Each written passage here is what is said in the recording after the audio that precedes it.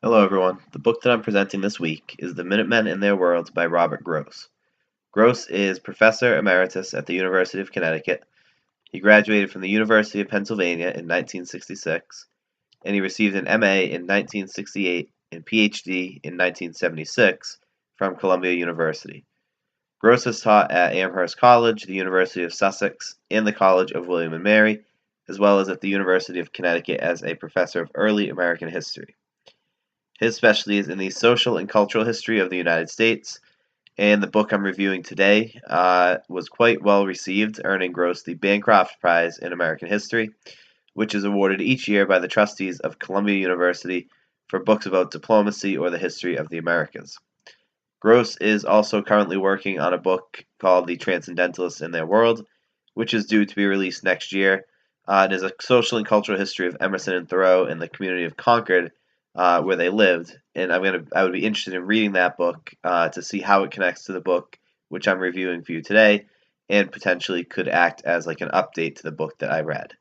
The Minutemen in Their World was published by Hill and Wong, which is a book publishing company that focuses on American history, world history, and politics.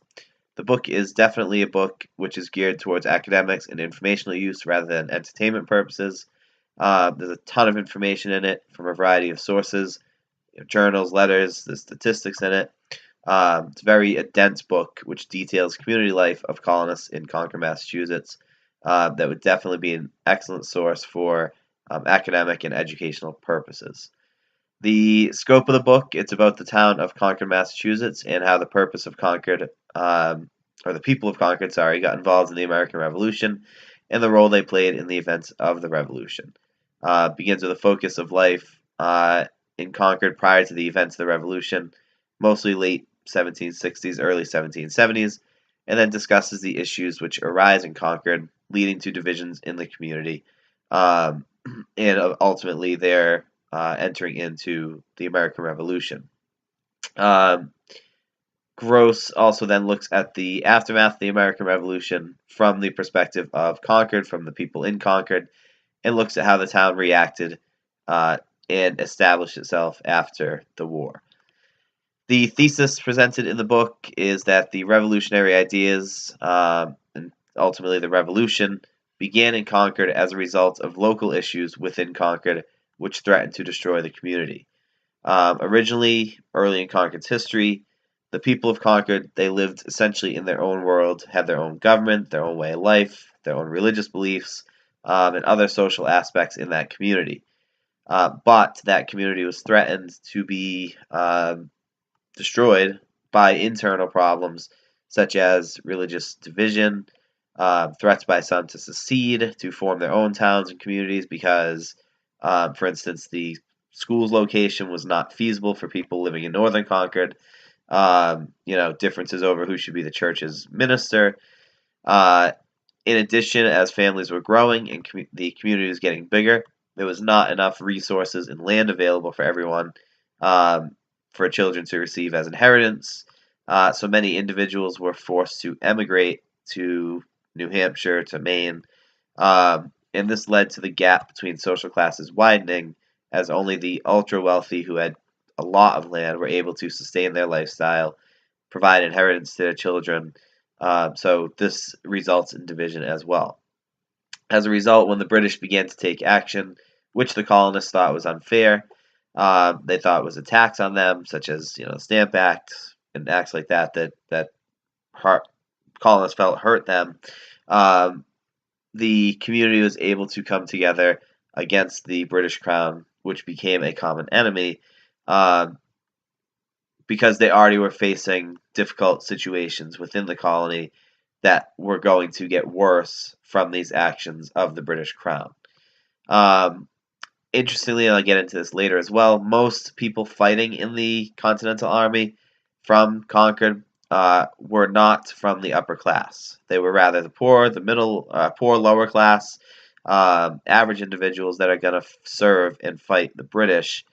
But after the war is over, and again, I'll talk about this later on, even though they do gain a little more say, a little more power, mostly it's people that had already been in charge, those upper class people who maintain their governmental positions. So it's really kind of interesting that that takes place after the war is over. Gross uses a number of different sources to tell the story of the Concord community and how Concord becomes the place where the revolution is born. These include diaries, letters written by the people from the time, uh, sources that are from the time the event's taking place, primary sources, which give us, as the reader, um, an understanding of people's kind of mindsets during the time frame, what people's thoughts were. He also uses court records, colony records, to provide us with factual information about how the government was running, what was going on legally, how people were making decisions representing the colonists. He provides statistics, about the land, about what people are being paid. So all this is factual information that he provides the reader to help us, again, really have an understanding of what's going on within the colony. Um, the book is organized into a series of chapters which discuss the community of Concord prior to and leading up to the Revolution. Also, then during the events of the Revolution, especially the Lexington and Concord, April 19th, 1775, and how the town changed or what happened in the town after the war. Um, Originally, the people of Concord didn't necessarily support the revolution against the British. Rather, they were focused on local affairs, what was going on within the community, but that changes when we see these strong reactions to, again, things like the Stamp Act, the Tea Act, the British stationing troops in Boston, things that the colonists really disagree with, that Concord people really feel strongly about being wrong, that lead them to fight against the British. It's not something that Gross would have said was inevitable. It happens because of the circumstances that take place. So in chapter 1, which is titled "Do Not Be Divided for So Small Matters," Gross discusses life in Concord prior to the American Revolution. He points out that even though in Concord a number of men are able to meet the requirements to vote, majority of them, in fact, are able to meet this requirement, um, positions of power tend to go to the rich, the well-born. So most of Concord's leaders were substantial tradesmen with 75 to 100 acres of land, which is twice the holding of the ordinary farmer. Gross points that out early on. Um, and over time, conflict is going to become a problem within government because of different things that are going to pop up. So as the population grew, people began to settle in, the outskirts of town, kind of away from the center of Concord where business was taking place. Um, these so-called outlivers, that's what Gross, the term he uses, they resent their subordination to the center because they're not really part of it. So this leads to a lot of these sections in the outskirts of town wanting to separate from Concord. They had a difficult time attending meetings. They had a difficult time making it to important events because they were so far outside the center. Also, religious disagreements, arguments over, church ministers who should be selected for those positions, also threatened the harmony in Concord. Um, so these rifts within the population start to pop up and create problems for the community, for leaders of the community, in terms of how are they going to keep the town together in the face of opposition, of threats to succeed from their own people, their own towns. How do we fix these problems? How do we keep the community together? Chapter 2 is titled "The Reluctant Revolutionaries," and Gross discusses the resentment towards the British that starts to build up and how the people of Concord weren't initially ready to revolt against the British, but the British actions angered the people of Concord. So many in Concord didn't want to fight against the British in the beginning. They were loyal to the crown. But when the British began taking action which directly affected the people of Concord, then they began to get involved and oppose the British. So, when the British began to tax the colonies with the Sugar Act, Stamp Act, the Tea Act, all these things that we've discussed countless times, Concord and its leaders began to be ready to take action. Americans insisted, a quote from the book, that no member can represent any but those by whom he hath been elected.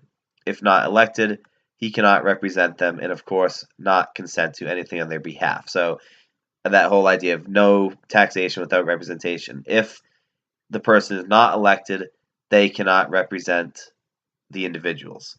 And on June 30th, 1768, Concord's representative to Boston's General Court, Captain James Barrett, became one of the Massachusetts 92, which pushed Concord to the side of opposition by defying a British ultimatum to rescind a circular letter arguing against the actions the British had been taking. So Concord now was on the path to resistance and the path to revolution. Chapter 3 is a well-ordered revolution, and it discusses the beginnings of revolutionary action in Concord and the formation of the Minutemen. At the beginning, Gross attempts to kind of fight back, or discusses the attempts to fight back against the perceived actions that were unfair by the British, again, such as the Tea Act, Sugar Act, other taxes that were put on them. And the colonists try to do this through things like non-importation, non-consumption agreements. There is still a divide, as not all of the townsmen agreed to these kind of actions, but a majority of Concord residents agreed with taking action to combat this unfair treatment. As time went on, more residents of Concord and other colonies grew angry with the crown. More radical actions took place, and ultimately we see the formation of the Minutemen. And it's all stems from this agitation with British policies that is leading people to come together to fight against the British. Chapter 4 is a world of scarcity, and really it discusses the heart of the problem that Concord faced. Concord was growing rapidly in terms of population, and there was not enough land available, enough resources for everyone to live and make a living. So a lot of Concord people were being forced to migrate away from Concord, again, like I said earlier, to places like New Hampshire, to Maine, and especially for people, those who were wealthy, what they would typically do is that when their sons got older, when they were ready for inheritance, they would get a piece of land that they would then be able to raise their families on, and it would just keep getting handed down. But as families got larger, they continued to grow in size, the population grew, wealth became harder to hold on to, land became harder to distribute because there just wasn't enough of it. People had too many sons and not enough land. So really, the economy wasn't doing as well, agriculture not doing as well. People didn't have as much land and as much, wealth as they once had. The quality of life was suffering. People were not doing as well as they had been. And now with the pressure being put on the colonists by the British with these taxes, these restrictions, it was just fueling the fire of revolution in Concord, leading them closer and closer to fighting to defend what they had. Chapter 5, the regulars are coming out. Gross discusses those events of April 19th, 1775, where the fighting actually broke out in Lexington and Concord. It starts out, he talks about the British going into the town, going through people's homes, their shops, looking for weapons that people of Concord were storing, which the people did what they could to resist. And of course, as we know, early on that day, tempers finally flared, fighting finally erupted, and the Minutemen were able to push the British back with only, as Gross said, slight losses to the town. And throughout the long day, no townsmen had died and only 4 were wounded, and the damage to the property was also surprisingly light. So it was a successful beginning to the revolution for the people of Concord. In Chapter 6, called This Bleeding Land, Gross discusses the effect the war had on Concord and its people as the war dragged on. They didn't really have an issue with raising an army. They were able to do so fairly easily, but the economy was still struggling during the war. Farm labor was down. They weren't producing as many crops. Food prices were up. People were struggling, and many people decided to serve in the military as a Minuteman. And an incentive to this was that citizens could pay less taxes based on their service time in the military and fighting in the war. Interestingly, most of the soldiers in the Continental Army from Concord were men with little or nothing to lose by going off to war for 3 or more years. It was mostly being fought by landless younger sons, the permanent poor, blacks. Necessity, as Gross said, ultimately overcame prejudice. So it was necessary that they needed soldiers. So it ended up being mostly those lower class, those marginalized, kind of forgotten people who served in the military, not the upper class individuals. Um, but interestingly, um, after the war and during the war, most government leaders were still those from the upper class. They were still those kind of elite members, even though it was the lower class people actually doing most of the fighting. Um, but what did change is that those in positions of government, essentially, they needed to listen more closely to those they were representing, and oftentimes were actually given instructions for how to vote on issues rather than being able to do so independently. So people were able to have a bit more power following the Revolutionary War. And then in chapter 7, he wraps up with a bridge to the future in which he discusses Concord after the Revolution. And so, fewer than 20 years after the Revolution, the people of Concord pulled down that bridge where the first battle took place, that North Bridge.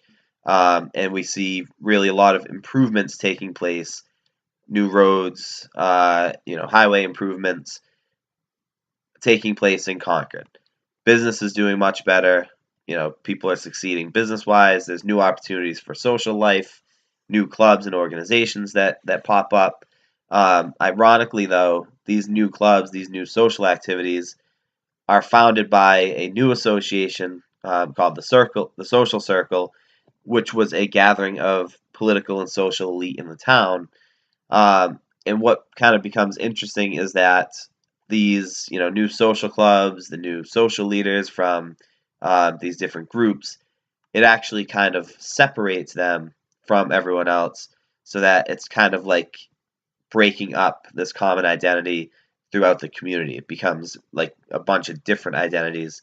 So it kind of takes away that unity, that common identity. However, on the flip side, the positives that come out of it, there's new shops, stores, taverns, clubs, places that open up, new school that opens up. Concord really looks to become a rival to Boston for like the capital city. So despite losing that little bit of kind of community and unity from all these different social clubs that pop up, Concord is certainly on a path to success. The economy is growing, farming's improving, there's more opportunities for trade. So really, after the war, the town changes a great deal and really goes through a lot of improvements and a lot of good times following the American Revolution. Historical relevance of this book, it is relevant in that it focuses on the events of the Revolutionary War from the perspective of the people of Concord, from the perspective of those that served in the war. It looks at that iconic Lexington and Concord events, the breakout of the war, socially, from the aspects of people who played a role in the event. It gives the reader a kind of perspective of the daily life in Concord, what people went through in that city, which was such an important location to the American Revolution. And he doesn't really engage directly with other historians throughout the book, but his book does fit in with the work of other historians from the 1970s because he focuses on a lot on individuals who were of lower social class, lower social standing, marginalized people who really fought in the military, looks at the Minutemen, which is made up of those non-elite people. So his work does fit in with kind of a lot of the other work that was taking place at the time when he wrote this. The book I thought was very informative. There was a lot of information about the events of the Revolution from the perspective of the people of Concord. I did find it to be an interesting read. For the most part, it was easy to follow. Kind of went in. It was linear. It told a story from before the Revolution to after the Revolution. One thing, it was a dense book. There was a lot of information in it. A lot of different individuals that were discussed that kind of sometimes it got confusing following so many different people that were being discussed. So it could be difficult at times to read, but it did give a lot of information. It was a lot of interesting stories, really a different kind of perspective than I think we're used to getting. So overall, I really did feel as if it was worth the read. I felt I got a lot of good information from it, and there was a lot interesting about it. Just it was very dense, very informational. But otherwise, I did enjoy it. So if you guys have any questions, please leave them in the comments. I look forward to our discussion this week. Thanks. Bye.